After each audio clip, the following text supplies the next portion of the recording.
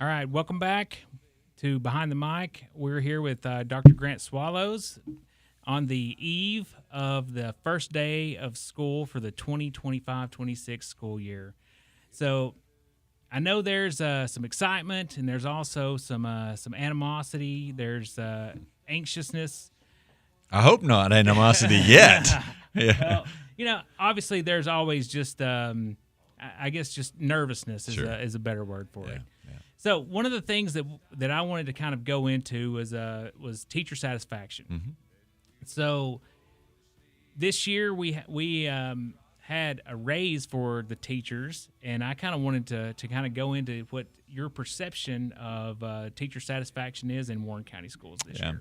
That's a great question. One of the things that I frequently talk about, and we had our professional development last week, and one of the things I want everybody to know is that teachers, educational assistants, bus drivers, all of the people that work in the schools that give our kids the environment that they have, they're who I frequently say are my heroes, because I can point back to I can take you from kindergarten all the way up and talk about teachers that had an effect in my life, and not just teachers, but everybody that was a part of that school culture. And so when you talk about teacher satisfaction, you talk about a lot of things that go into that, because there's so many things asked of our teachers anymore and of our educational professionals. And so I would say that if I were talking about what satisfaction looks like in teachers, in the teacher world, just over the last 10 years, there's been a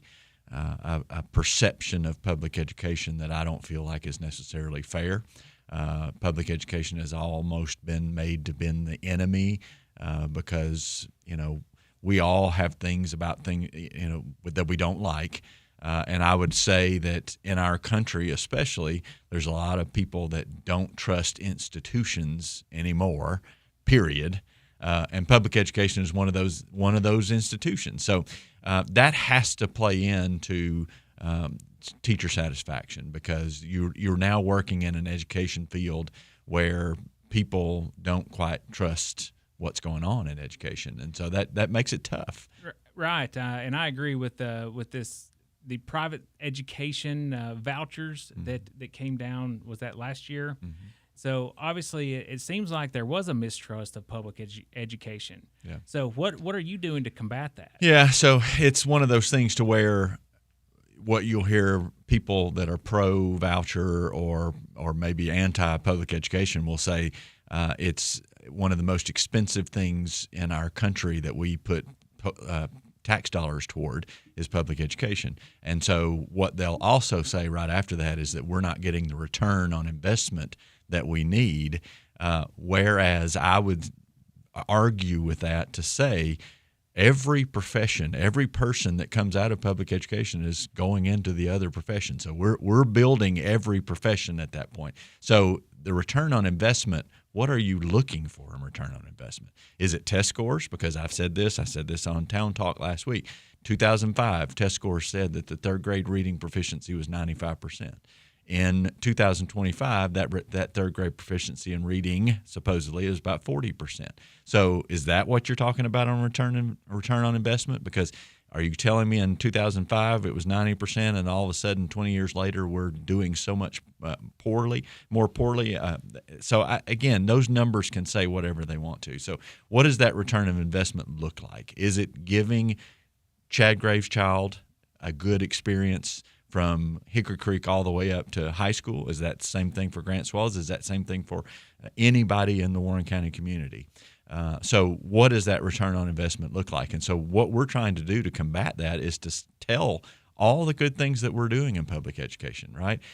Last Thursday we had our professional development with all our teachers, and I bet I spent 45 minutes talking about the great things that happened in Warren County schools last year before I even talked about what we were going to do this year, because we wanted to celebrate what was going on that's going well. And so we want our community to understand that. In this day and age, it's so much easier to sit back and talk about all the negative. I am not afraid of accountability. I'm not afraid of talking about the things that we need to do better.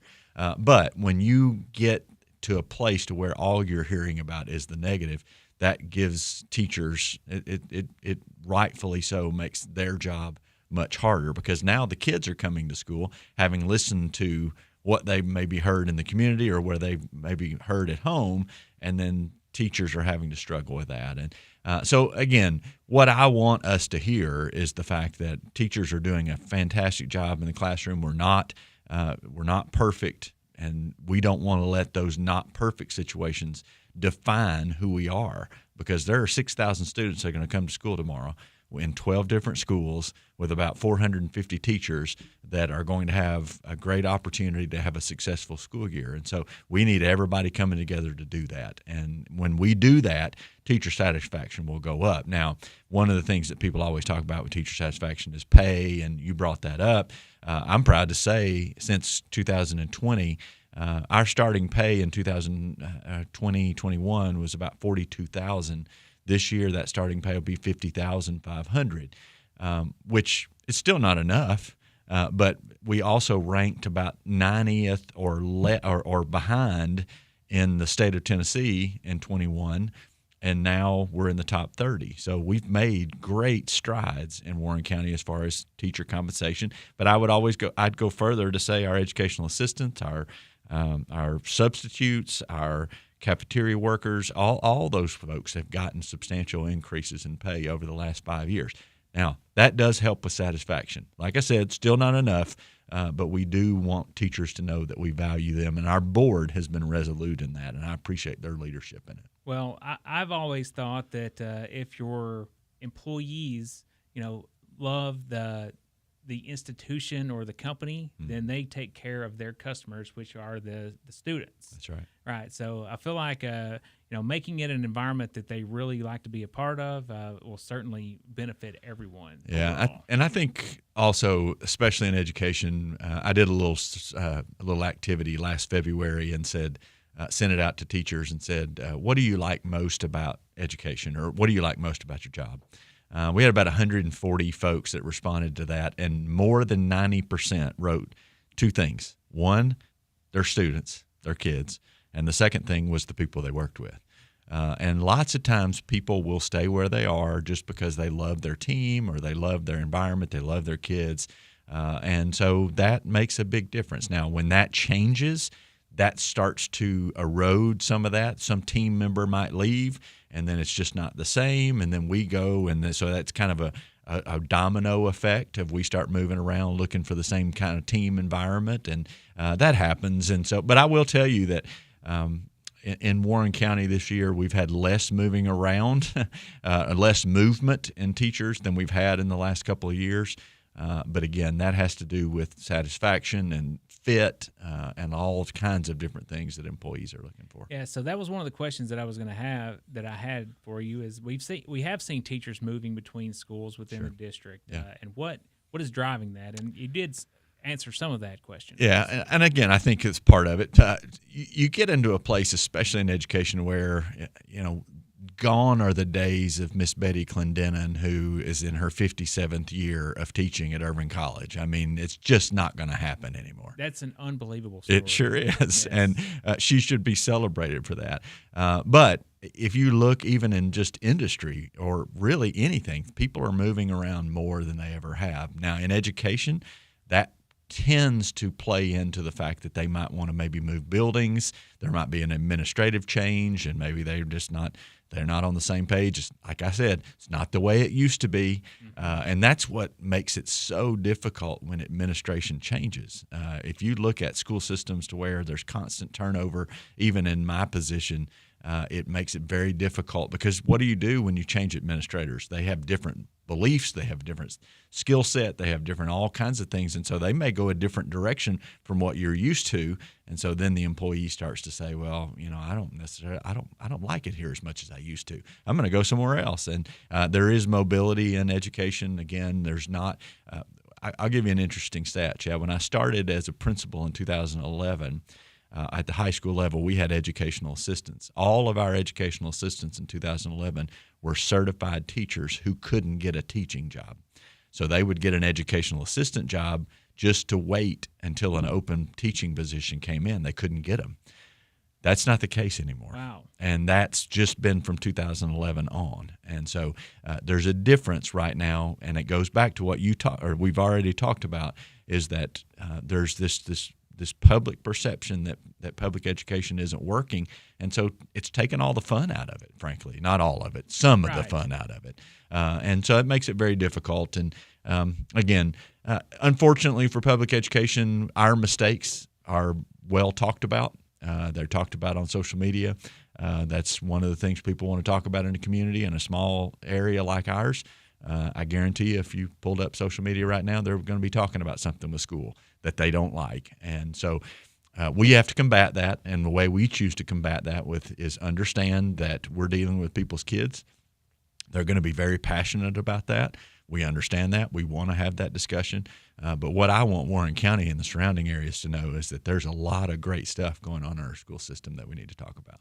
I would agree with that. And you have been very, very available. You come on Town Talk once a month to talk about things that are going on in the school. So I applaud that. Yeah. I think that is more transparent and talking about things that are going on. And if people have questions, we encourage them to ask questions. And you answer all of those questions head on. And you have to remember, I started in 2020, so I've earned this gray hair. But I remember vividly early on, we hosted a live stream because that was during COVID, and we were trying to get back to school. And we hosted a live stream where I took questions right then and there, and it was Facebook Live. And I learned very early on that, one, that was very difficult because people were asking tough questions that sometimes I didn't know the answers to.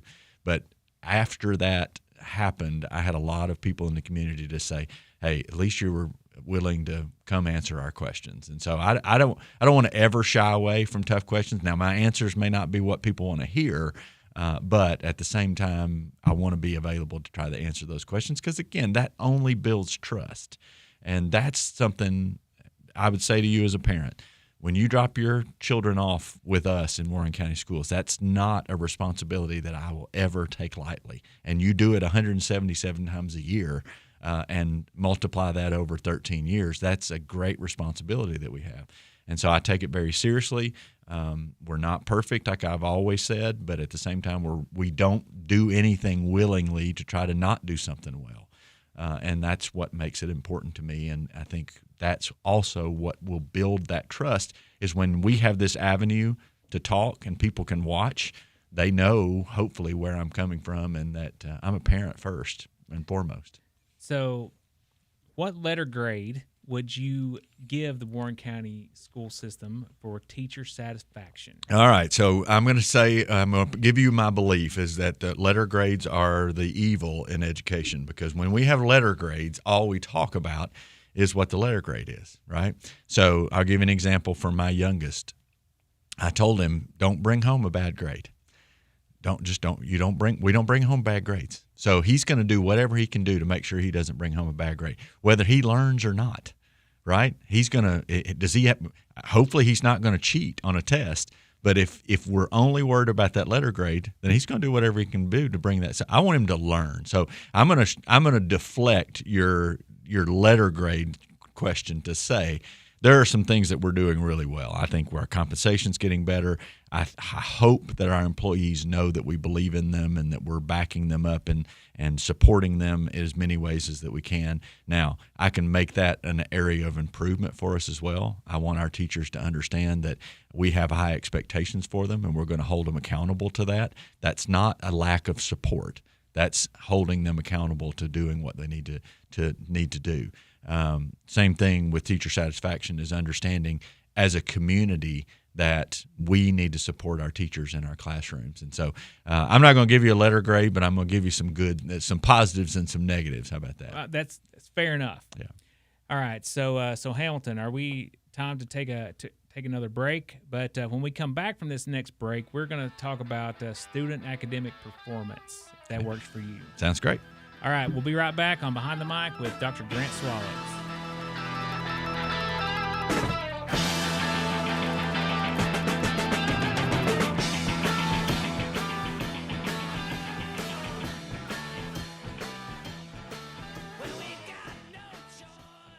Where can you go to spend some quality up-close and personal time alone with none other than 3 Star Cinema? Head over to the most affordable and convenient place in town featuring the latest releases fresh on the silver screen. 3 Star Cinema.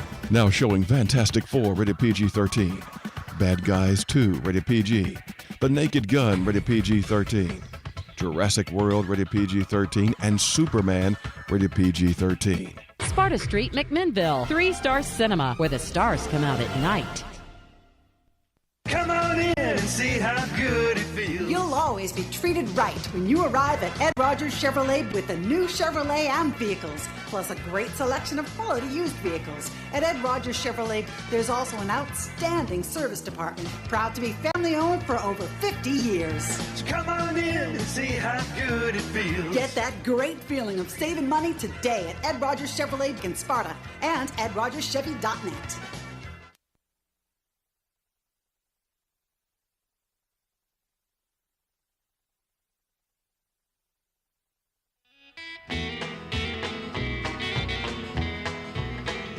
I remember when I was a lad, times were hard and things were bad, but there's a silver lining behind every cloud. We are back with on Behind the Mic with Dr. Grant Swallows from the Warren County School System. So before the break, we talked briefly about teacher satisfaction, and next, I think that we should go into the academic performance of the students. And so at the end of this, we'll sort of ask what we can improve. Yeah. I guess the pros and cons of how the academic performance. So how do current class sizes compare to previous years? Yeah, so class size should be comparable. We actually have a report that's called comparability, and so that's what we use to govern what class sizes look like. And so in Warren County, there's a state law that governs how many can be there. But then in Warren County, we take that even a step further to say that everybody, the schools, the class, the grade at Irving College, let's say 7th or 8th grade, should have a comparable experience to the 7th and 8th grade at Centertown. So we try to make sure that those class sizes are comparable. Now, that's not perfect because, again, we've got bigger schools, we've got smaller schools, you've got people who are zoned to go to different schools, and so that doesn't always work out the way we want it to. But we also try to make it strategic decisions with teachers to make sure that the class sizes don't get unmanageable. Now, one thing I would say is that all the research would say that class sizes don't have quite the effect on academic performance that everybody thinks they do. I would step that back to say that it's more difficult this day and age because we are dealing with probably more extreme behaviors than we ever have. So that's where it becomes difficult, is being able to manage the classroom. I would say from a teaching and learning standpoint, if you've got an effective teacher in the classroom, we would like to have as many kids in that classroom as we could. I would agree with that. So we just had a conversation in the break talking about an excellent teacher. I would rather have more kids in a classroom with an excellent teacher than a smaller number of kids with an average teacher. Yeah, and so that's always it's always something that we have to think about. Now, again, we don't want to go to a place to where we've got, back to the old college setting to where you've got 200 kids in an auditorium to where they're learning, and then that becomes non-engaging for kids. They're not going to be able to engage with the teacher as much as they want to. So we do understand that. I don't want to say I think we're very manageable with class sizes.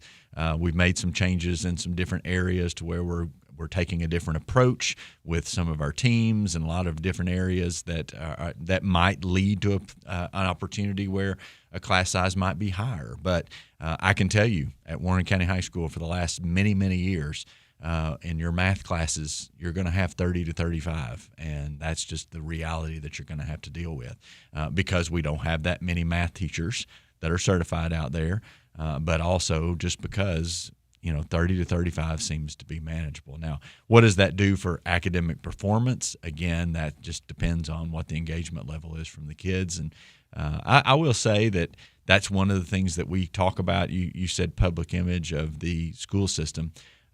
One of the things that we continue to talk about is academic performance. I have expressed my frustration to the Department of Education because the report card is live right now for last year. It actually came out in July. And then in August, we'll get another set of data that will talk about academic performance. And then in October, we'll get another set of data that talks about that. And then in November, we'll get letter grades. And so in the course of about 5 months, we're going to get 5 different sets of academic performance data that talk about a test that a kid took last May, right?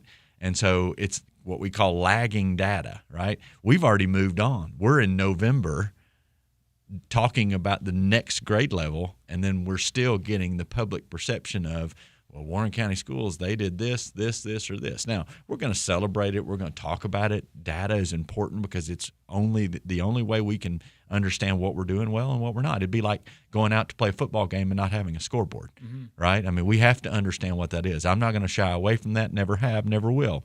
And we've got to improve with academic performance, but we are improving slowly. What people don't understand is that we have a big district, 6,000 kids. It's a lot that goes into that. So when you can improve some percentage points every year, then you're making progress. Now, we want to be better, and I will tell you, I challenged our teachers last Thursday. I said, in every classroom, in every test, in everything that we do, let's get to at least this year, let's get to 50% proficiency. Let's get to 50% proficiency. If we don't put that out there, then why can't let's work to get to 50%. Now, are we going to get there? I don't know, but we're going to do whatever we can to try to get there. So that's every class that we're trying to get to. Every class, every kid. And so again, we know that there are some struggles. We've got people. That's what makes teaching so difficult. You walk in, you've got 30. Let's just say 35 kids. You've got 17 of them are on one end of the spectrum and 18 of them are on the other end of the spectrum. And so a teacher's got to walk in there with a set of standards that they've got to teach from here until March or April when they take a test. And so you've got to find a sweet spot to where all those kids can be learning at a similar pace and a similar structure and get to a test that is you took the test. You took a portion of the test. It's not easy.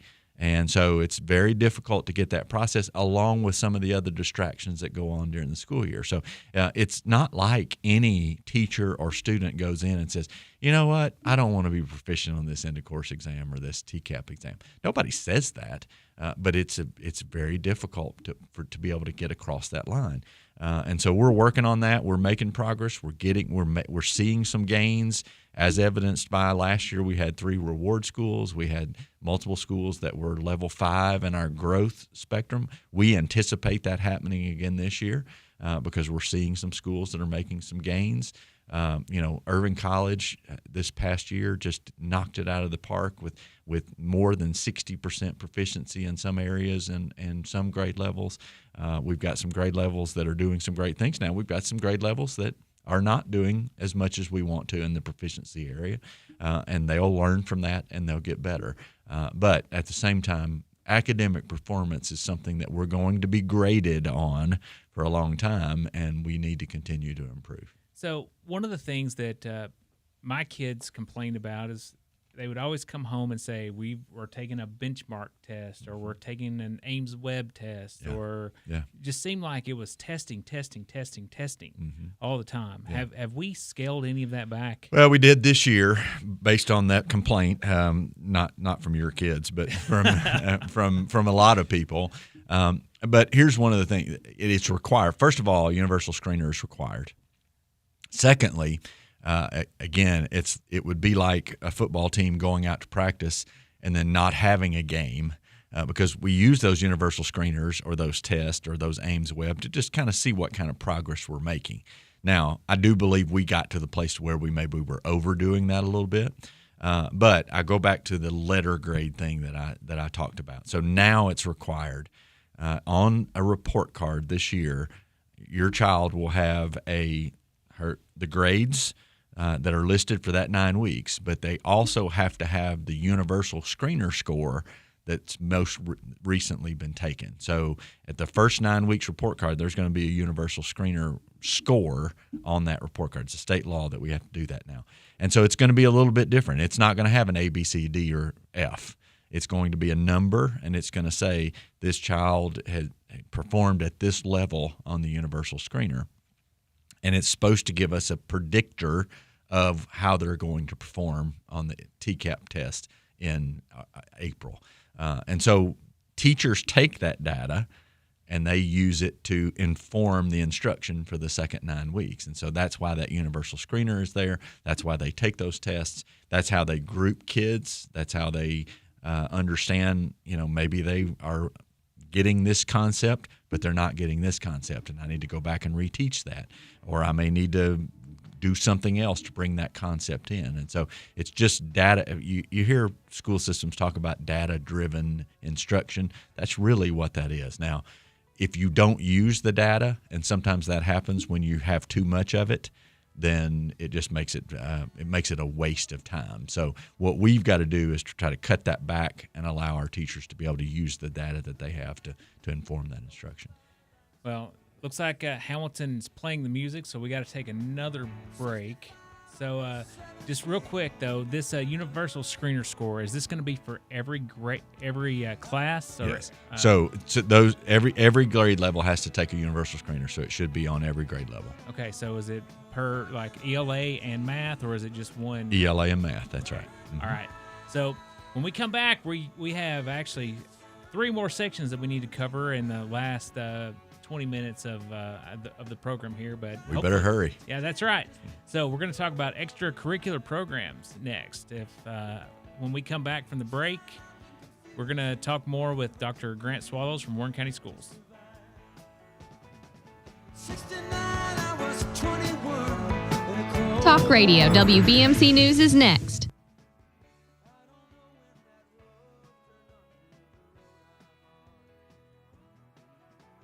Looking for a loan? At Coffee Bank & Trust, we can make it happen. From business goals to personal dreams, we specialize in finding a way to get you approved fast. Come home to Coffee Bank & Trust, a division of Coffee County Bank, member FDIC, equal housing lender, NMLS number 646005.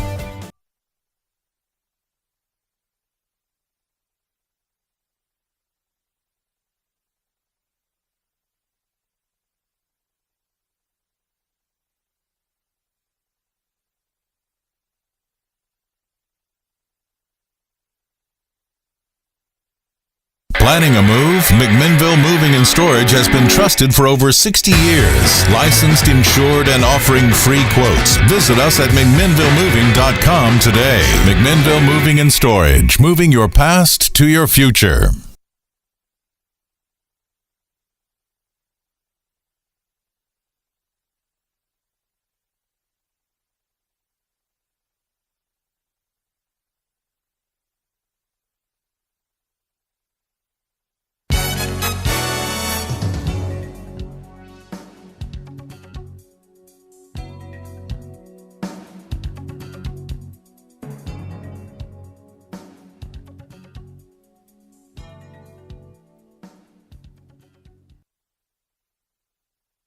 Tennessee summers are the best, grilling, chilling, and streaming.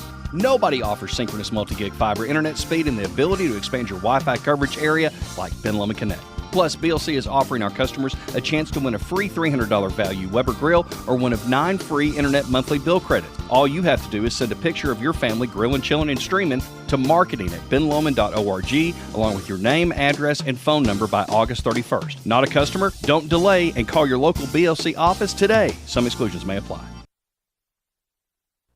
Ascension St. Thomas River Park is here to listen to you because caring for you is our #1 priority. Ascension care teams start by understanding you, your health, and your life to deliver care that's right for you. Now offering cardiac CT angiography services, a non-invasive cardiac exam that looks at the blood vessels that supply blood to the heart and can detect if plaque has narrowed the coronary arteries. The compassionate, personalized care you've come to expect is right here in McMinnville. We're more than just a hospital, ER, and a clinic. We want to give you hope, health, and strength.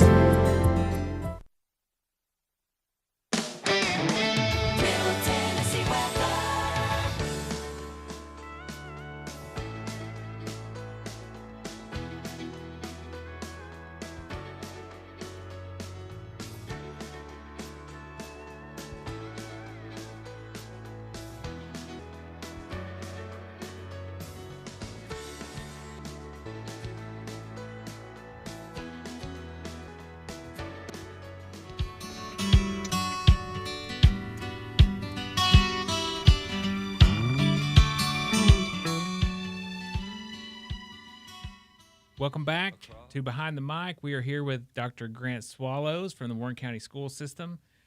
So it sounds like our commercials and things are acting up today, Hamilton. Not sure exactly what's going on there. So hopefully we can have this resolved, for the next time.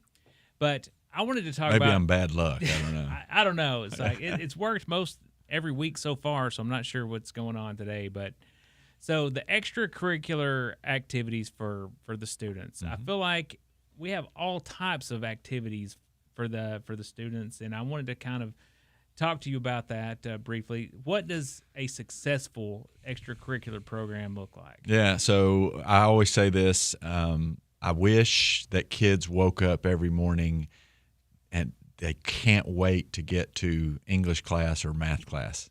However, generally that's not the case. Right. However, when that happens, when kids wake up, normally it's I can't wait to get to school because I get to be a part of the basketball team or the band or beta club or whatever it may be. Interact club, that's right. So there may be something that allows a kid to get connected to something in the school. And so to me, extracurricular, that's what that's all about. And so then when you get connected, it's just another avenue for education. We make so much, and again, played athletics my whole life. I'm as big a football fan as you can have, but we don't need to miss out on the fact that at our local education level, it's about education, it's about experience. Our kids are going to grow and learn in that extracurricular more so than probably in a lot of different ways. And so what we try to do, though, is just like we do in everything. We want everything to be a positive, high expectations experience. And when I talk a lot about the process and not the product. When we put good extracurricular activities in place that have good processes, then that's going to lead to good products. And I think when that can take place, we have success. And our coaches are working really hard. Our sponsors are working really hard. And I think you would say that same thing about, we keep talking about teachers moving around. Well, we're seeing that in the athletics world too. People are moving around because it's not as like it used to be. It's not like it's more high stakes. Used to, when we were in high school, I'm not sure that there were a lot of high school coaches that lost their jobs because of wins or losses, but that's just not our world anymore. Right. And I spend a lot of time, I'm on the TWSAA Board of Control, and we're seeing right now the fruit of the fact that at the collegiate level, the transfer portal has created this world everywhere that people want to be able to move around whenever they want to. And so we're going to see more transfers this year. And one of the things that I want people to understand is that Tennessee high school sports does not have an open transfer portal. That's being reported that's the case, and that's not simply the case. You can transfer as long as it's not for athletic reasons. It's for an academic reason. It's for a social emotional reason. You might have that opportunity to transfer if that needs to be the case. But if you want to tear all that away, Chad, you show me a transfer that's for academic reasons, that there's not some sort of athletics tentacle in it, then let's talk about that. Right. So you could make, I guess, a reason. If you wanted to transfer, there could be an emotional reason or academic reason. Yeah. And those are realistic. There are times when in a school to where again, at Warren County High School, you got 1,700 kids. They don't always get along. We wish they did.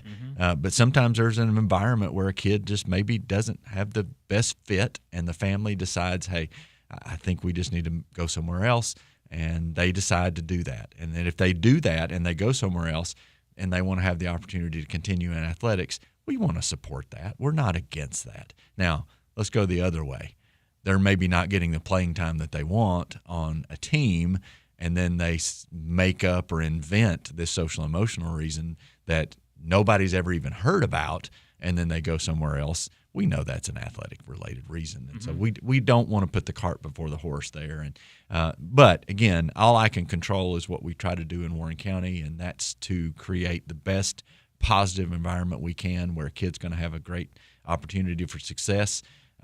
Doesn't mean they're always going to have success, but they have the opportunity for success, and we want them to learn through that. Can you block a transfer of a student if I guess not a real issue is there in terms of the transfer? So what I would say is that the rule allows for the sending school. So if I'm at school A and I want to transfer to school B, and I say it's for academic reasons, well, school A is then going to have to say, yes, we believe that to be true, or no, we do not believe that to be true.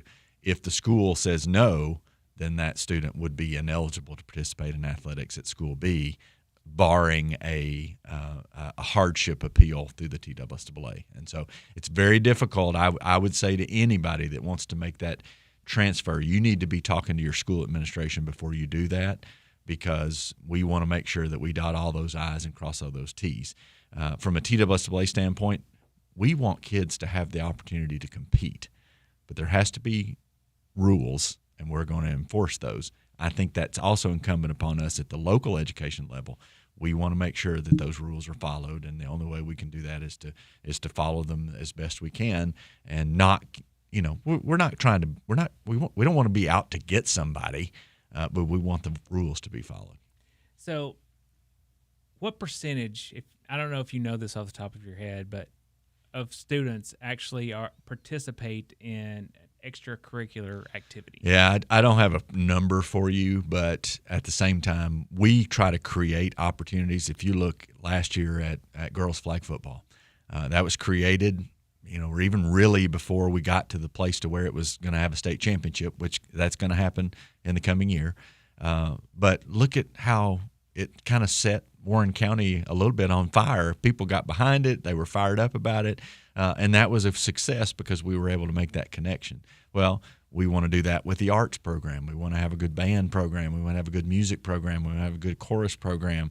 You can't imagine how many people Beta Club wise that we sent to national competitions. And so again, what I would say to any student that asks my advice is get involved in an extracurricular activity. What I try to say to families, get your child involved in extracurricular. That's where they make connections. That's where they make friends. That's what they're going to talk about 20 years from now at their high school reunion is, do you remember that trip we took with the Interact Club and Interact Conference and football team and the band and all that kind of stuff? That's where connections made, and that's where even more learning takes place. So get involved when you can. Is there a correlation between student performance and extracurricular activities? I think there'd be a great study. I don't know that there's that research out there, but I can tell you without a doubt, the more kids are connected, the more they're engaged, the better they're going to do in every area. Because again, if they have pride in the name on the front of their shirt, they're gonna come in every day and say, I want this place to be great. I want this to be really something that we can be proud of. And that's when things take off. And I think Warren County is uniquely suited in that area. We're right now, I think, on the precipice of being able to take off in some areas. And I can't wait to watch that happen. So what areas are we about to take off in, and what can we push, our overall school system to do to encourage those kids to? Yeah, just one is I want our community to believe in our school system. That let's fight against that narrative that we started this show with, is talking about the fact that our public schools are not doing well. We have areas that we need to improve, but believe in what we're doing, and that's making connections with kids, and then turn around and tell kids that believe. And I think it becomes a community thing year after year. If you're struggling to have success in an area, to where we get to the place to where we just think that's just the way it's supposed to be. And that's not true. We've got to fight against that, whether it be on the football field or whether it be in the classroom. We're going to be uniquely suited to take a set of students and say, we believe in you. We know that you can do it. We want you to be successful and then come back to Warren County and be successful, just like all the people that are making successful lives, Chad Graves included, who is a product of the Warren County school system, that we want them to come back and make our community even better and greater. And I think, have lost that to an extent of thinking that we're capable of doing that. But let's believe in our kids and show them, hey, you can do it. We're gonna be academically successful. We're gonna be successful in extracurricular activities because we're doing the right things. We know you can do it. We're behind you, and that's one of the things that I love about the homecoming parade. I mean, what about the community? They show up, they show out, especially in that area. But let's do that all the time. All right, so Hamilton's bringing in the music again for our final break, and I know we're only going to have a few minutes left whenever we come back from the break, but I do want to talk about the facilities and grounds. I know that's something that's been on a few different people's minds. So, all right, we're going to take a quick break, and when we come back, we'll talk about a few more things with Dr. Grant Swallows, and hopefully we can go into overtime if that works for you. Sure. All right, we'll be right back. Warehouse Discount Grocery, serving McMinnville and Warren County with the best meats, freshest produce, and the best prices on all your favorite groceries. Check out these specials. Prairie Fresh Boneless Pork Chops Family Pack, $2.49 a pound. Kentucky Legend Quarter Slice Boneless Ham, $5.49 a pound. California Red and White Seedless Grapes, $1.99 a pound. And Pepsi Mountain Dew 12-pack cans, 2 for $10. Be sure to check out the full-service deli featuring meats from Charter Reserve. Open 7 days a week at 835 Smithville Highway. WDG, that's Warehouse Discount Groceries. Looking for a loan? At Coffee Bank & Trust, we can make it happen. From business goals to personal dreams, we specialize in finding a way to get you approved fast. Come home to Coffee Bank & Trust, a division of Coffee County Bank, member FDIC, equal housing lender, NMLS number 646005. Why don't you head over to Chicken Chef and enjoy a fresh made-to-order meal, or choose from the all-time favorite like the Chicken Nugget Dinner. Stop in for breakfast, order right off the menu with sausage, gravy, fresh homemade biscuits, or try their delicious tenderloin, egg, and cheese biscuit, just to name a few. Whatever your taste buds call for, you're sure to find it at Chicken Chef. They've been serving Warren and surrounding counties for over 40 years. Stop in today, Chicken Chef on the Strip in McMinnville. You can call your order in to go at 473-5020. At Redmond's Carpet, they offer a wide range of flooring options to suit your needs. Whether you prefer the softness of carpet, the durability of hardwood, the versatility of tile, or the affordability of vinyl, we've got you covered. We also offer luxury in vinyl plank, LVP, for those who want the look of hardwood with added durability. Serving McMinnville since 1969, Redmond's Carpet, 2512 Old Nashville Highway. Call them at 931-668-4900 for your next flooring option. Redmond's Carpet. Need service for your Ford but short on time? Hi, I'm Service Manager Jordan Shank at Reddick Brown Ford, where we make it easy with complimentary pickup and delivery. Whether it's routine maintenance or repairs, we'll come to you, take care of your vehicle, and bring it right back, all without interrupting your day. Experience stress-free service from a name you trust. Schedule your appointment now at ReddickBrownFord.com. Reddick Brown Ford, where convenience meets quality care. It's auction time in Tennessee on Saturday, August 9th at 10 a.m. We'll be at 1315 Caney Branch Road in Morrison, selling the James T. Harrell Estate. This real estate includes a 2-bedroom brick home, an old farmhouse, and 18.42 acres being offered in 4 tracts. We will also sell antiques, collectibles, coins, pocket knives, furniture, appliances, and more. For more info, visit dmsimpson.com or give us a call at 473-LAND. Planning a move? McMinnville Moving and Storage has been trusted for over 60 years. Licensed, insured, and offering free quotes. Visit us at McMinnvilleMoving.com today. McMinnville Moving and Storage. Moving your past to your future.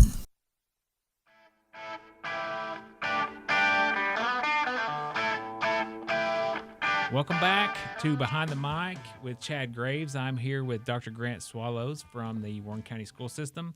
And we only have a couple minutes left on our radio broadcast, so I wanted you to have an opportunity really quickly to talk about the facilities and grounds. Are we ready to get the kids back in? Yeah, so it's always difficult in the summer. We had a couple air conditioning units that were out last week, and so we're going to knock on wood. Those are fixed and ready to go, and, of course, our temperatures are a little nicer this week too. Hopefully that's going to make a difference. But it's always a struggle to get to where we want to be. Always a lot of talk about this, and again, it's one of those things to where we want to be great in everything we do. I'm not going to shy away from that. Now, is it difficult to maintain 12, 13 campuses with the people that we have? certainly it is difficult to do that. But I'm very proud of those guys. They work hard, and they're working overtime right now to make sure that we get there. But we also have to depend on the community too. There's one of the things that people don't think about is that PTOs or the community gets together and they say, hey, we want to go to the school and we want to do this flower bed and it's going to look great. And you know what? It does. But then that community group goes and somebody's got to take care of it. And so then we continue to add and we continue to add and we continue to add. And so that can be an excuse, but ultimately we're to the place to where we've got a lot of stuff to take care of and we want to do it well. And we want our kids, it goes back to what I just talked about, mentality. When they are proud of their school, then they're going to do better. And the same thing for the community. And we want to do that with maintenance and grounds as well. All right, so it seems like this was a really short segment, but this is going to conclude our radio broadcast of Behind the Mic. We do need education. That's not a good song. So. Well, you're right. We do need some education. That's right. Yeah. So I'm a product of the Warren County Schools, and I am very proud of the Warren County Schools. I'm proud to send all 3 of my kids through the public school system, so I am very proud of what is being done at Warren County Schools. Well, thank you, Chad. So thanks for your support. Well, we're going to be back in overtime with Dr. Grant Swallows.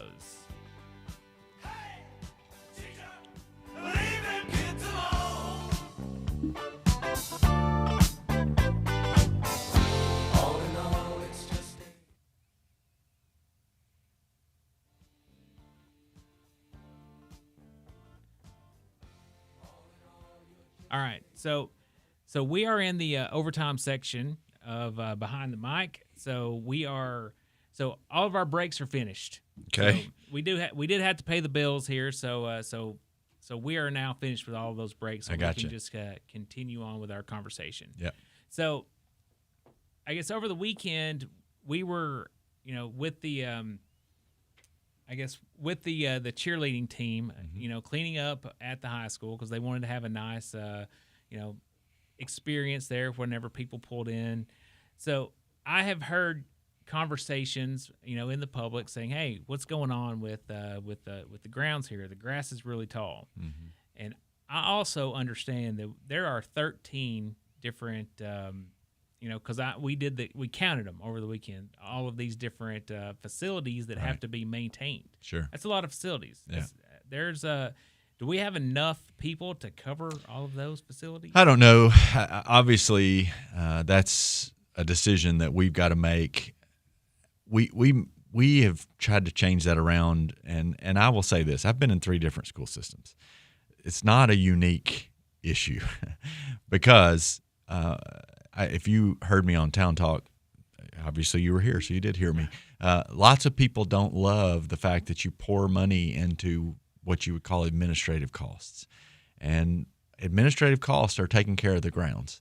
So that makes it very difficult. And so when you try to save money in different areas, and then you have a grounds crew or a maintenance crew, to get to 13 different places with 4 different people on a mowing crew, it makes it very difficult. Now, that's my decision. That's something that I made, and whether it was right or wrong, I'm not sure. But I don't want to shy away from what you're saying. We don't want the grass to be high. We don't want the weeds to be there. We don't want that kind of stuff because that's the first impression that they have of our buildings. And so we're working on that. It's not that we're just sitting around watching that happen. But one of the things that happened at Warren County High School a few years ago is that some of the ag classes went out and just pulled weeds and put rock down and made it look beautiful. And then ultimately, we've got to do a good job of taking care of that. Hi, I'm Brian Covert from Viola's Pizza Company. In a small town like ours, I like Viola Pizza. Yeah, I do too. Yeah. I agree.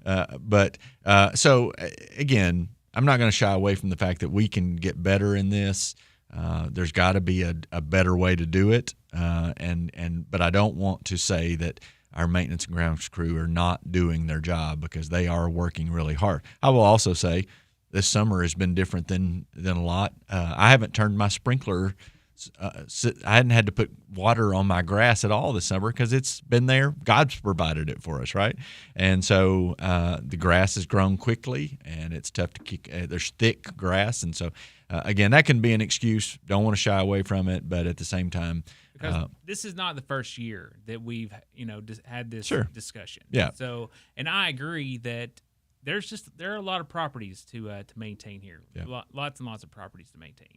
Yeah. So, but the grass was really, really tall. And I'm not sure what the answer is. Is it because it's not just the grass? I mean, there are bushes. There are lots of things to have to maintain. Well, it's just it's an investment. I mean, that's the answer, is the investment. Is that where we want to put money and make sure that is where it needs to be? If that's the case, then that's where we need to put some financial investment, or we need to go back and say, all right, PTO or friends of the school or partners in education, can you come help us once, twice, every quarter, whatever, to freshen up the flower beds, or to the local service club? I think that's one thing where schools are so focused on what's going on inside the building. Sometimes we may not get to the outside the building like we need to. That's not an indictment on schools or principals. That's something from us as the district level to say, what do we need to do differently? How can we get people involved in that? So I can understand that, and I could think as a partner in education, I would be more than happy to come and donate some time to help with the, I guess, beautification of the schools. And you did this past Saturday. That's right, Yeah. and as you were there as well. Yeah. I feel like this was a team effort to get there, and the high school cheerleaders were there. What a credit to them on a Saturday morning at 7:00 to get out there, and I know. Whether they wanted to or not, I think once they got to the end of it, they were proud to see the work that they had done. I agree with that, and I saw cheerleaders with weed eaters. That's right. And I thought that's pretty interesting. That's right. Having cheerleaders out on Saturday morning with a weed eater in That's right. Yeah. But now I hope when they walk into that building tomorrow morning, they have a little bit of a sense of, hey, we helped do that, and hey, take care of it. The person throwing trash or something into the flower bed, then hopefully they'll take a little bit more ownership of that. But again, I don't want to neglect the responsibility that sits on my shoulders to make sure that our schools have what they need. As far as that's the one thing I've always said, is that we're in the nursery capital of the world, and so we've got lots of great plants and trees and lots of things that have been done by our community, and it's incumbent upon us to take care of that. And we need to probably do that at a more rapid clip than we're doing right now. So one of the things that I had thought about, and I'm not sure if it would ever work or not, but what if you gave a budget to each school, individual school, and let them sort of manage that project? I think that's an opportunity. One of the things that I would say at that point is that we do that in a number of areas. Their furniture budgets and their painting budgets and lots of different things. And so I don't want to put more on school principals than they already have. And so that's one of the things that we try to do to manage from the district level. But at the same time, it's an opportunity that if that were to be to where we could get people involved, if that's the avenue that we need to take, then that's something that we can certainly look at. One of the ways that schools do is they'll have volunteers come and, listen, I've been on a mower, you've been on a mower, there's been a lot of people on mowers to try to help. But, again, we certainly don't have the perfect process yet, and we're going to continue to work to improve that process. Well, I also want to acknowledge that there have been some outstanding improvements to the facilities, particularly the one that I know about is at Hickory Creek. Mm-hmm. We have a lot of security measures in place where you have to go through two doors to be able to actually get inside the building. Yeah. And I really appreciate the effort that the school system has gone through to protect our kids. Well, I wish that we didn't have to have that environment, but we do. And it's a reality today. I've said this, and again, having been in other school systems, Warren County has led the way in this charge in a number of ways. The security vestibules, like that you're talking about, we have those in all of our buildings, and we want to make sure that we create a safe environment. Lots of people always say, well, what about metal detectors and all those kinds of things? And, I also can be the one to say that, you could fortify every building with bulletproof glass, and people, if they want to do something bad, They're going to find a way to get around that. But we want to put as many things in the way of them getting in there as we can. And I think that's one of the things that we've done. And we'll still, I talked to Mike Mansfield today that heads up our security. He works with Ray Robinson, and they do a great job of staying on the forefront of that. Our SROs are second to none. They do such a great job of checking doors and being out and being visible. I think that's a deterrent in our community for anybody that thinks they want to come in. We have an armed SRO in every one of our buildings, and in some of our buildings, multiple SROs. And so we're proud of that. Like I said, I wish we didn't have to do it, but I'm proud that we are at the forefront of that.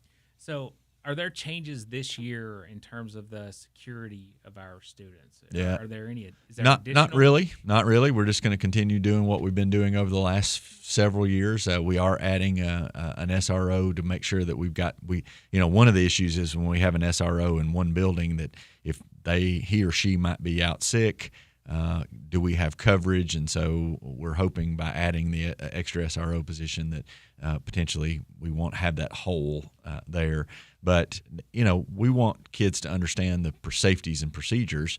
And so making sure that those are standard, what's expected. A couple years ago, the law came out that says no door can be propped open, no door can be unlocked. Classroom doors are locked. We want to make sure that, like I said earlier, there are barriers in between somebody that wants to get in and do harm and our kids. And so as long as we operate with that, then we're going to be fine. Well, that seemed to be a little bit of a culture change as well, whereas it was easy to prop open a door because, Sure. Because it is sometimes takes a lot of time to go around or to knock on the door and wait for somebody to answer it. It was just easier to prop a door open. So that took a little, I guess, a change in mentality to 100%. Safety and convenience do not mix, right? I said that to our teachers.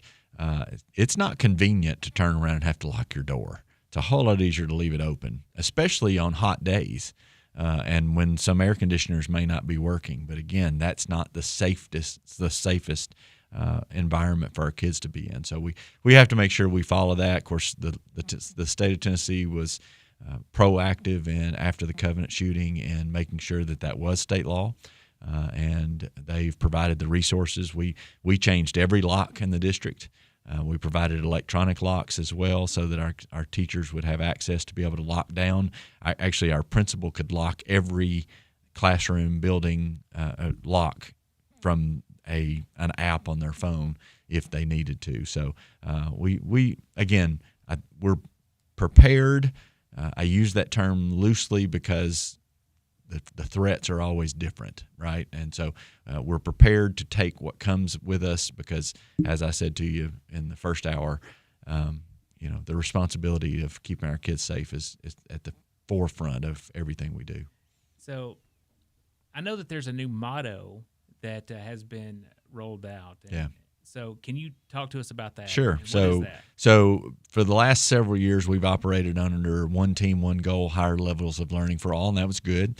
But oftentimes, as you kind of change and move your strategic thinking, you'll come up with a different vision statement. And so our vision statement for the next 5 years at least is going to be engage every mind, grow every learner, and empower every future. So really simple and lots of words, but really simple. And then we want to break that down. Engage every mind is for us a call to make sure that we're engaging all of our students, but not just our students, our parents, our community, everybody that's involved with our school system. So that's why it says engage every mind. That's a part of that.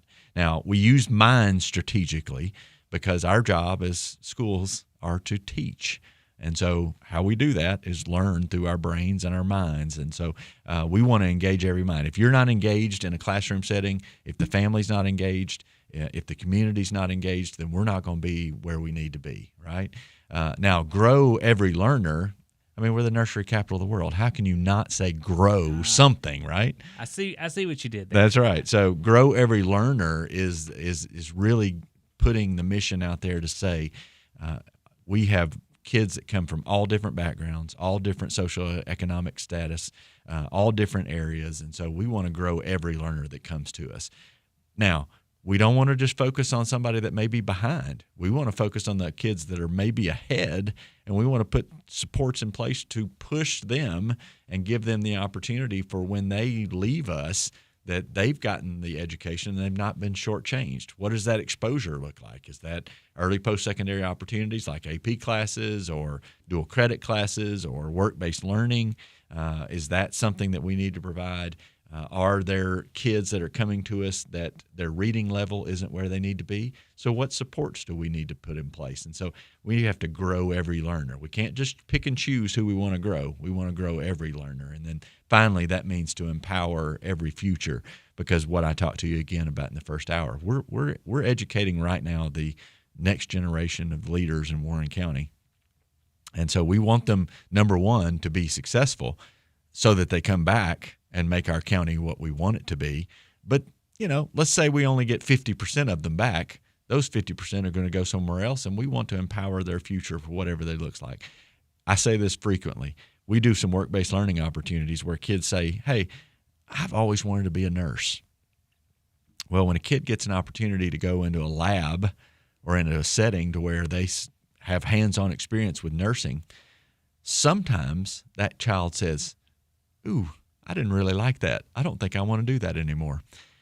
Some people may look at that as a failure. I don't. I think that's fantastic. I completely agree with you. Because what are they going to do if they don't have that hands-on experience? If they go on and spend 4 years of college trying to get into nursing school and then go to nursing school and then decide in nursing school that that's not what they want to do, then we've wasted their time. So let's give them that exposure and that opportunity at the local level.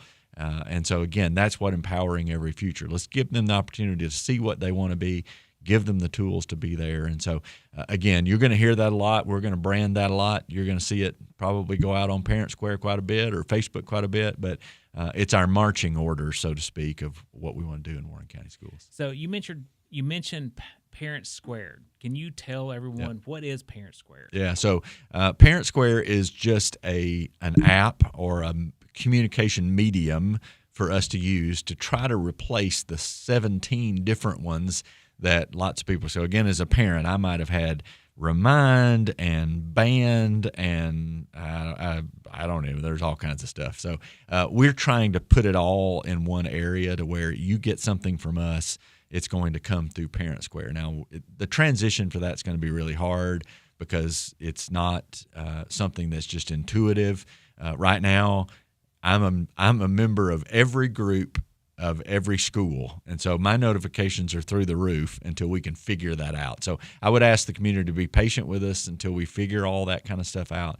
But one of the things that I like about it is that we can text message now. Our old system, we didn't have the ability to really send text messages. Parent Square will give us that opportunity.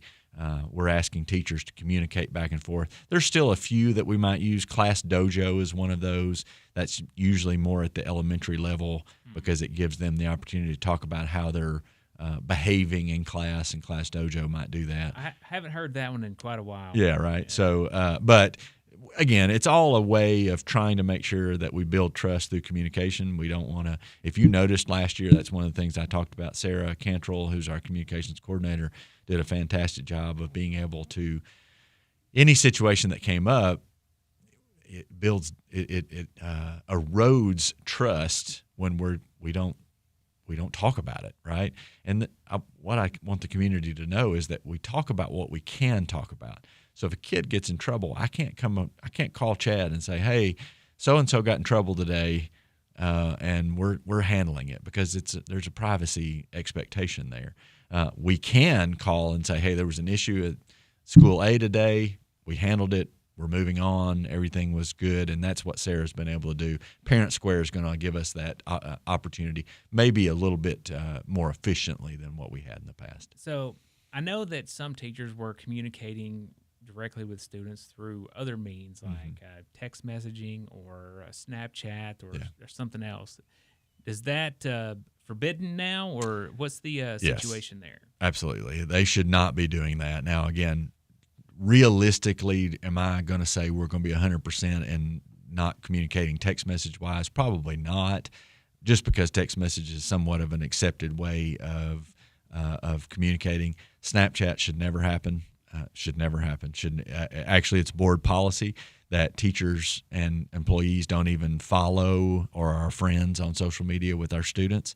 I told them last Thursday that when they graduate, when they walk across the stage, you can sit there with your phone and hit accept or whatever it is, whatever social media platform that you use, you can do that. But again, it's kind of like that safety thing that we talked about. It's something that I really don't like that we have to have, but because that's been abused by people in the past, we have to put restrictions in place. So basically, I heard that it is a board policy where teachers or I guess any educator is not to be friends or I guess connected on social media with students, other than their family members. I mean, we're not going to tell Grant Swallows can be a friend with Brady Swallows, right? But outside of that, that should not happen. Okay, that's. I think it's a good policy just because there's so many areas that it could go down. Most of the time, it would be just fine, but there are a few bad eggs there. Well, and again, I go back to talking about building relationships. The way our teenagers communicate, most of them, is through social media. And so teachers almost feel like they've got to engage with them on that social media platform. But again, to your point, there's just more trouble with that than good. So pull back out of that. Use Parent Square. It's an all-in-one type opportunity for you to communicate. Use it. Email if you've got to, but Parent Square can give you a history of all that. So at the beginning of this conversation, we talked about the public image of Warren County schools, and you said that the public is thinking that that we are failing in our school system right now. Is that really the public image? Because I don't feel like that we're failing in the school system. I hope not. I think the danger in our world with social media is that we get 5 or 6 people that have negative comments on something, and so we think that's the prevailing thought. Well, we've got a lot of people in our community that don't feel that way. So what I want to war against is the political narrative of public schools are failing, so you've got to do something different. And I believe wholeheartedly that was a political narrative in order to get some things taken care of or passed or whatever that looks like. Because I also believe that the way you win elections is you tell people what to be scared of, and this is how we're going to fix them. And so that's what's happened in the last 10 years in public education. Be scared of public education. Chad, I can't tell you how many times I've had to take the phone call of, do you have litter boxes in your schools? I can tell you right now, we do not have litter boxes in our schools. But that was a narrative that was actually born in Oregon at a school board meeting where a mom got up and said, this is happening. And then the next thing you know, because of social media things going viral, the next thing you know, I'm getting phone calls saying, do you have litter boxes for your kids in schools? I want people to understand that if there's a litter box in our school, it's somebody has brought it in and left it there as a joke, because that's not happening in our schools. And if somebody brought it in, we would take care of it immediately, right? So don't listen to everything that's being said. And that's what I want people to understand about our community is that the great thing about local education is that we share our beliefs. We believe in our community. We share the beliefs of our community. And we want to work to make sure that we're making our community proud and giving our kids. It would make no sense for a school system to try to, and I'm going to use this term because a lot of people say it, indoctrinate kids in a way that's different than what they're going to grow up. That's why the family's so important. That's why the family partnership is so important. We don't want to indoctrinate them to anything. We just want to teach them and then send them back home to you and let you foster that belief system with them. So when you say indoctrinated, it reminds me that we now have a new class on the history of the Bible. Yeah. Can you talk about that? Sure. And are we going to be teaching the Bible to our kids now? We're going to be teaching the history of the Bible. Okay. So just be very clear on that. There are Tennessee state standards that allow for schools to teach the history of the Bible. And so you can do that in a way. I mean, if you've ever read the Bible, it's fascinating. There's a lot of history in there. And so it's fascinating to understand that. And so we want our community to understand, number one, that this is a fantastic opportunity for our kids to learn about the history, because if you pull back, now they're going to see the Bible from a different perspective of maybe the way they found it in Sunday school. Not in kind of a theology type of way.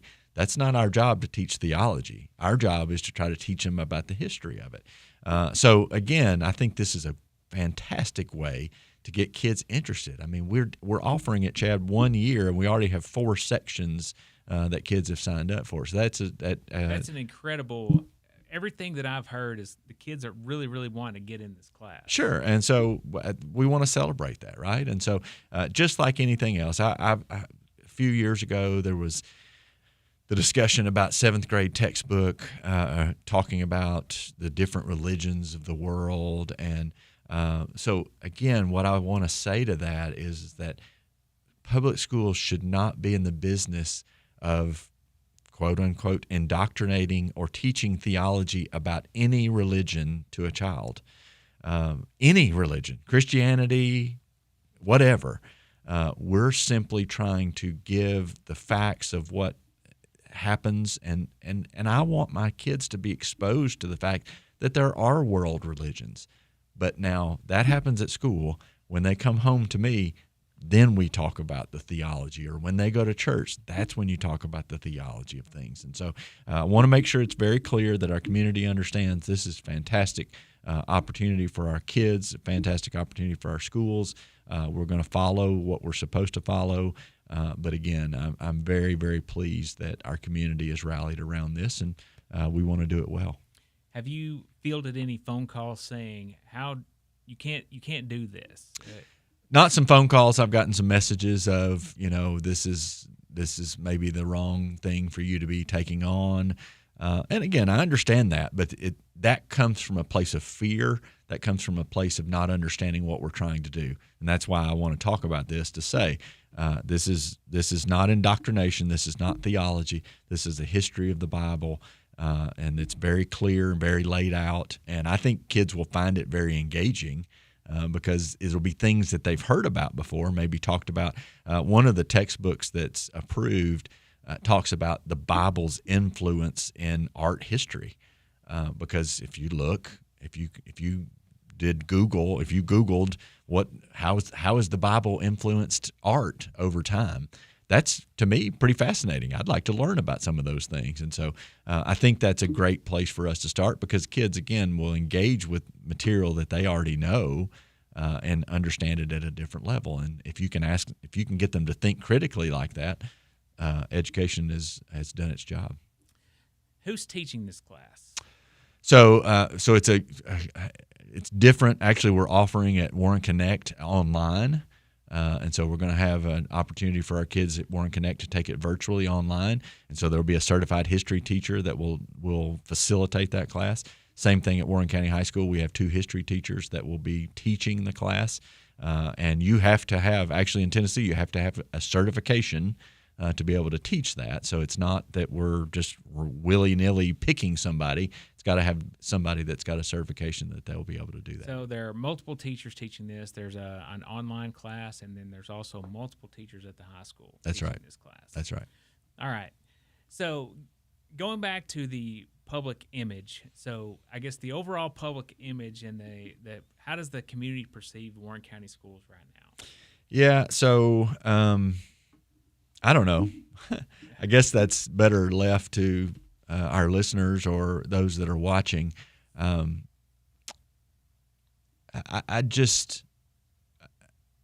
don't know that they love everything we do, but I mean, I would assume Main Street Media has some detractors as well.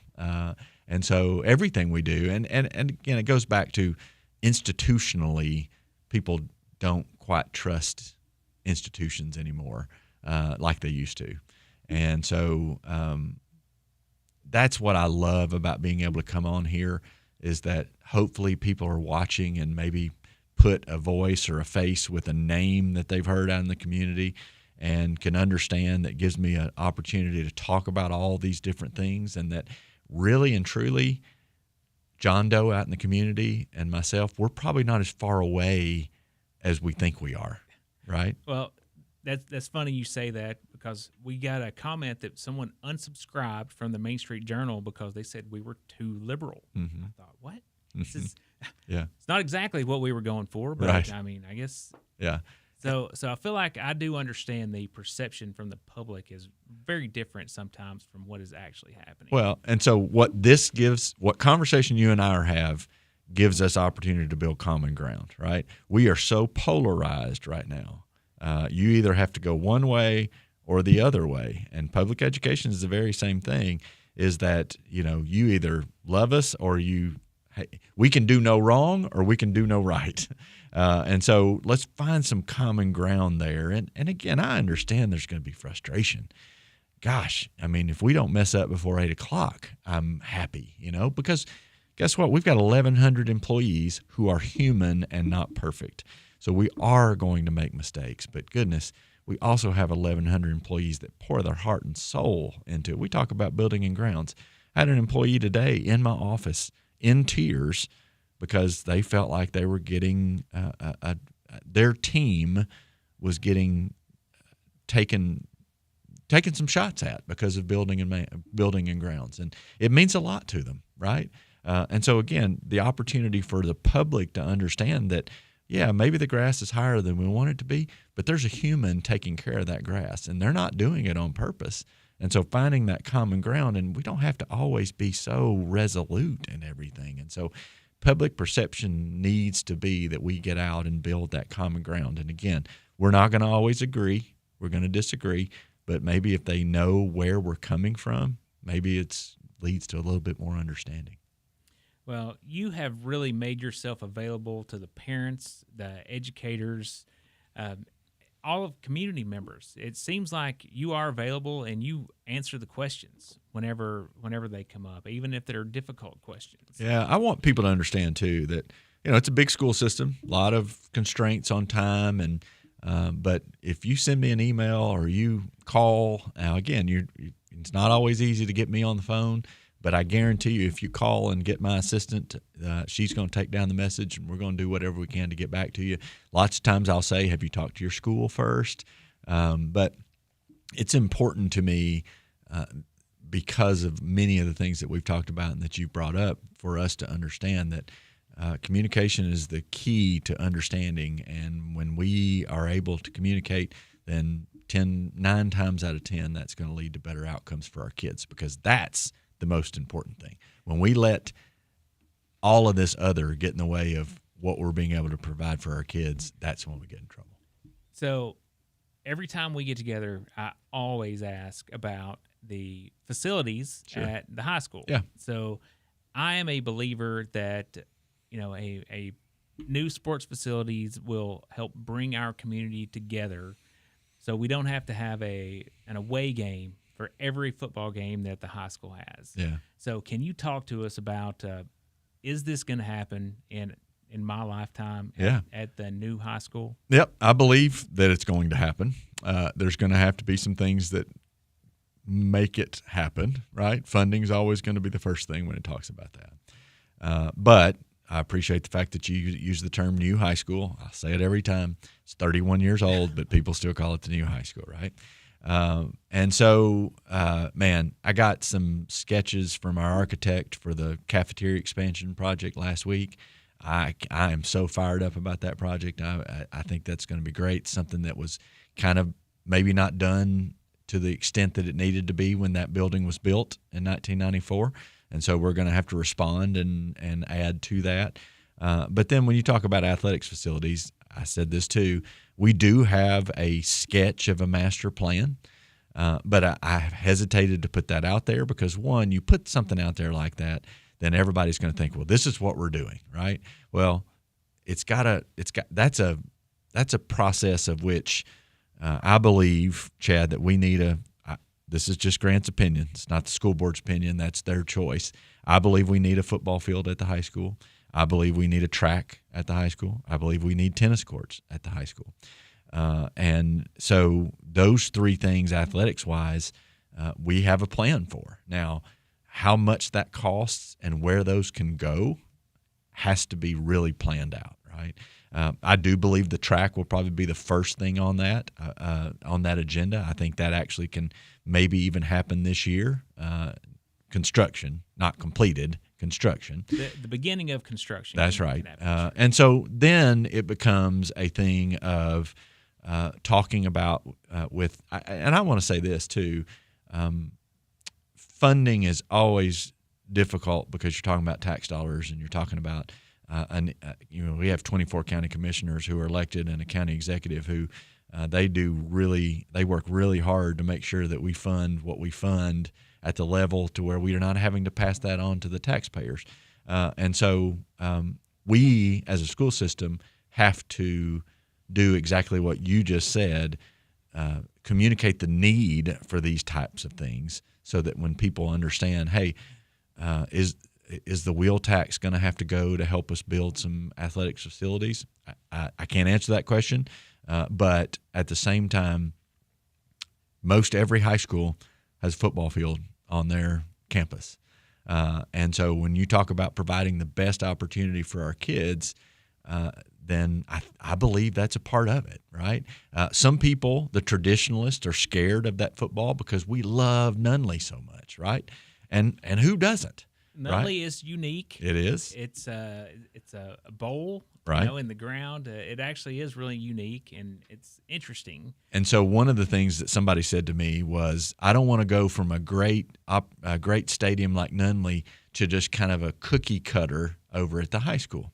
And I don't either, right? If we're going to have a stadium, we need to do it right, okay? And I'm not saying we're going to build, in Georgia at Buford High School, they just opened a $62 million football stadium, all right? We're not going to do that, all right? Don't Facebook Live, do not be saying we're going to do – we can't do that. That's not what we are going to be able to do in Warren County.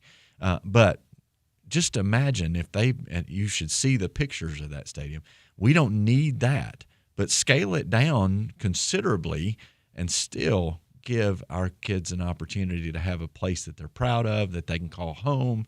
That's why in basketball we call it the Dalt, right? There's a sense of pride in the Dalt, right? So at the same time, let's have that. Here's the other side. Why do we need to build a track? Because we can't host a track meet at Warren County High School. We can't host it. The track at Nunley is not big enough. So every time our track folks, I just saw today that one of our kids is like an All-American track athlete. But every time he has to compete, he has to go somewhere else to do that. We can't do that here. So we're behind in that, right? So those are the type things that we need to focus on going forward. Now, I will say one of the things that we've been able to do financially is put back money in our general fund to be able to fund some of these initial projects. But we're not going to be able to do it all without some help from the county. And what does that look like? I don't know. But County Executive Bell and I have talked about it. He's been more than willing to have those conversations. But now it comes down to at when we get to that place to where are we going to build this field, we're going to have some help as far as from the tax base. So I've heard an argument from the other side. By the way, I am in favor of a new football stadium. Yeah. But some of the arguments that I hear, will a new football stadium allow our football team to compete in the 6A classification? So the football stadium alone, no. Okay. I'm not going to say that building a football stadium is going to immediately say, okay, we're going to be state champions, right? We could have the nicest football stadium in America, and that wouldn't necessarily be the case. But it's a part of building a program that kids in our community can be proud of, right? If you want kids that are going to be successful, grades 9 through 12, playing for our Pioneer football program, then they've got to get interested in 4th and 5th and 6th grade, maybe even earlier than that these days. And so I want them coming to football games to where they see these facilities and they think, I can't wait to get in that Pioneer jersey, right? But that's not even just the case for football. I want that. Our daughters are cheerleaders. I want our cheerleaders to think this is awesome. This is a great atmosphere. And we have that at Nunley. But at the same time, there's some things that we don't have that need to be upgraded that we can only do at the high school. And so is it competing at the 6A level? It's building a facility is part of that. It's making sure that our youth program is where it needs to be, and we're making great strides in that. It's making sure our middle school program is getting better, and they've done a great job over the last couple of years. It's something as simple as we have now invested in taking a bus from every elementary school in the county and taking it into the city to the middle school, so that those kids that are that want to play football, volleyball, baseball, softball will have a ride into the town so that they can be a part of that. That's great. I was not aware of this. And that's going to happen this year, right? And so what I would say to those detractors to say that a football stadium is that the silver bullet, no, nothing's the silver bullet. It's all got to be a combination of the things that build a program. And, you look back at Maryville High School, who in the 90s and the 2000s were state champions and state championships. Before then, 0-10s, 0-10s, 0-10s. You got to build and you got to start somewhere. Are we going to be Maryville? Why can't we be? But it's got to start somewhere. So some of those same people were saying, why don't we invest in a wrestling facility? Put that money somewhere where we have a chance to win a state title. Yeah, it's a great point. And man, what a great program we have. I know, it's unbelievable. And so I would venture back to say we have invested in that program. Maybe not at the level that we needed to, but when building that indoor facility that lots of people don't have, that has given wrestling the opportunity to wrestle inside and do some things, I think, again, we have put some investments, and now we just need to grow those investments. And so I'm 100% with you. We have a great wrestling program that needs to be celebrated, and every year they're sending kids to the state and doing all kinds of stuff. And so, man, that's awesome. We want to build on that. I don't want to just always talk about football. I want to do that in basketball. I want to do that. I mean, man, I want our band to have 100 kids out there marching. I want at every halftime of a football game to have the cold chills running down my spine because of how proud I am of the marching band out on the field.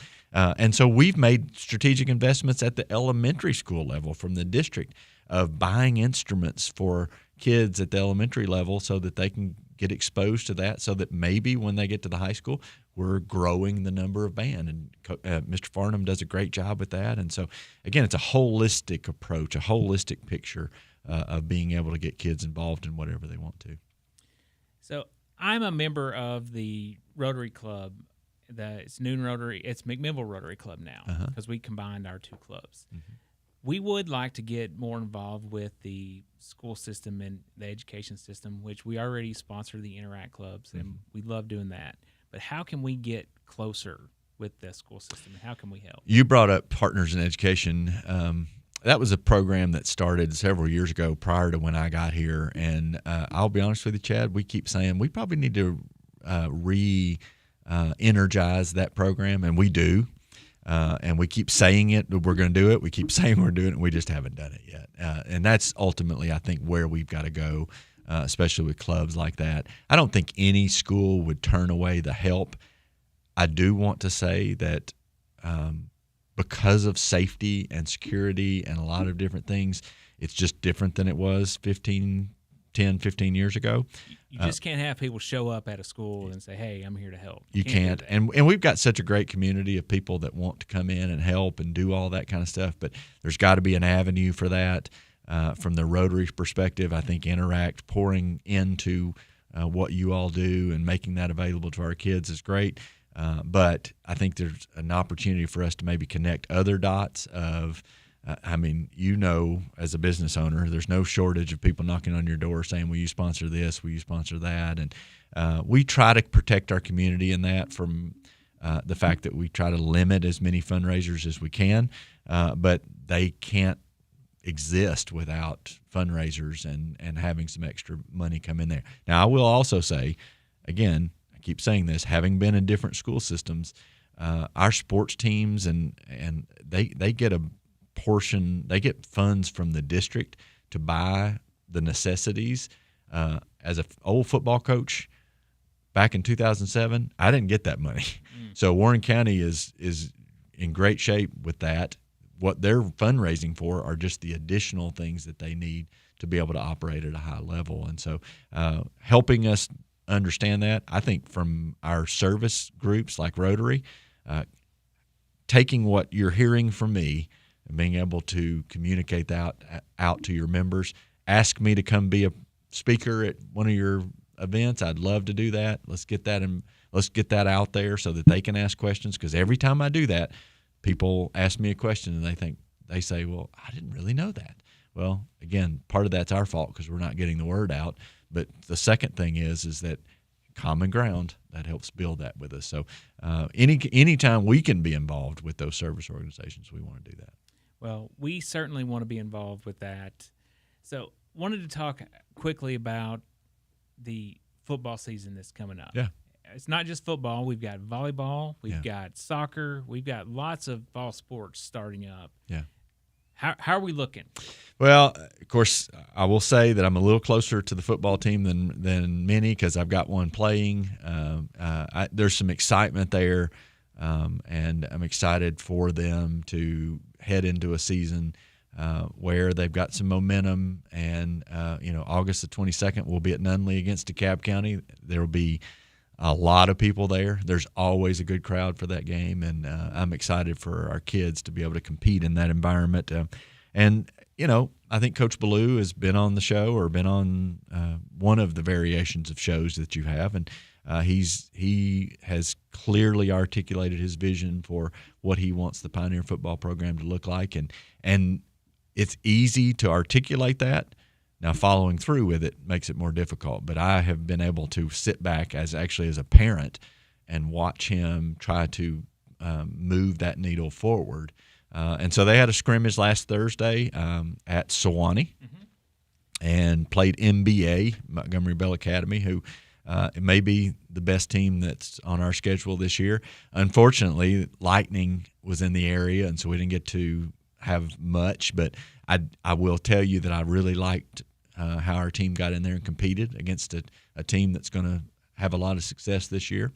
I think we built some confidence coming out of that. That's what Coach Ballou said. He felt like that our kids got some confidence out of that, and so that's what it's about, building all the way till August 22nd.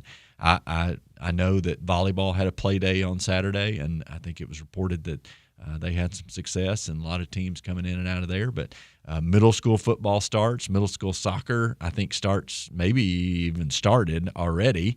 And then high school soccer will follow suit. So it's an exciting time of year, too. Kind of starts the school year, too. If you have a successful fall sport that you can get behind, then that kind of creates some enthusiasm. And I'm excited about that. I think, again, as I talked about at the very beginning, if you're a senior, you get one senior year.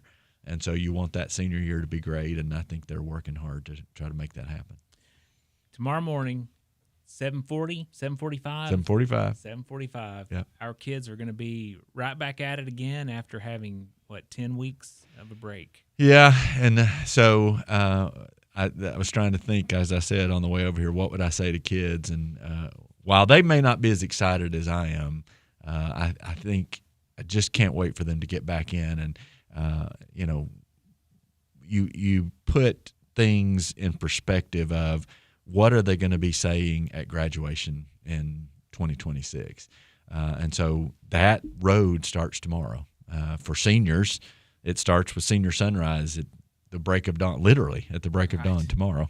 And so creating those experiences, and I believe that our teachers and our employees have worked so hard to try to create that environment, and just can't wait I can't wait to be sitting here on Town Talk or with you back in May talking about all the great things that we've seen accomplished in 25-26. Well, maybe it's because I'm in a different place now than I have been, but I feel a lot of energy and a lot of excitement about this upcoming school year and all of the upcoming sports. It feels good right now. Yeah, that's what we want. Yeah. We want positive momentum. We want positive environments for our kids, and we're going to continue to build that. Like I told you, I will say, you asked me, and I don't know that I answered it very well, but we have a group that we work with they're called NIET, National Institute in Excellence of Teaching. Their national CEO came to Warren County back in, I believe it was maybe November of last year, brought his team with him. And as they walked out, one of the vice presidents said to me, he said, "You just get a great feeling about this school district in this county." And she said, I think you're just right on the verge of just some unbelievable greatness. And that excited me, because other people are seeing what you're verbalizing right now. And I think that's a part of trying to build that momentum, because we've got great kids. That's the one thing I told our teachers last Thursday is none of this works if we don't have great kids. None of it works. And so while we've got great kids, let's celebrate that. Well, I'm excited. My kids are excited. Again, I will have one as a senior this time. Yeah. And she's leaving. She's going to be leaving high school with 50-something college credit hours, which is unheard of. Yeah. It's like that wasn't available whenever I was in high school. Well, part of that's a credit to her for working so hard, and to the family for pushing her in that direction. But it's also a success story in the fact that she's found that success at that level and had the opportunity. That's when the vehicle works, right? Well, again, I'm a big fan of the Warren County Schools. I'm a product. My wife is a product. My brother, my sister, all of us are products of Warren County Schools. And I feel like, I could be more successful, obviously, but I'm happy with where I am and where we are, and because of Warren County Schools. I hear that from a lot of parents that say, maybe I didn't have the highest ACT score, maybe I didn't have the highest grades, but I've gone on and been able to build a successful business, or I have a great family, I have a great life, and man, that's when the connections are there. We want to be able to give. Goes back to the saying, empower every future. We want every future to have our students to have every opportunity to be successful in whatever they choose to do. Well, Dr. Swallows, you always answer any question that we put out there. You answer the questions that the public, asks as well. So we appreciate that very, very much. And thanks for giving me the opportunity. We've spent a couple hours here. I know. So, it's great. It's dinner time, right? I know. So I think you're going to be back and talk to us in 2 weeks. So we'll be 2 weeks in for the school system, and you can kind of give us an update of how it's going there. Yeah, I thought about this today too. I think it was 3 years ago that we had a storm that came through on this Monday and actually knocked the power out to half the county and knocked some air conditioning units off of schools.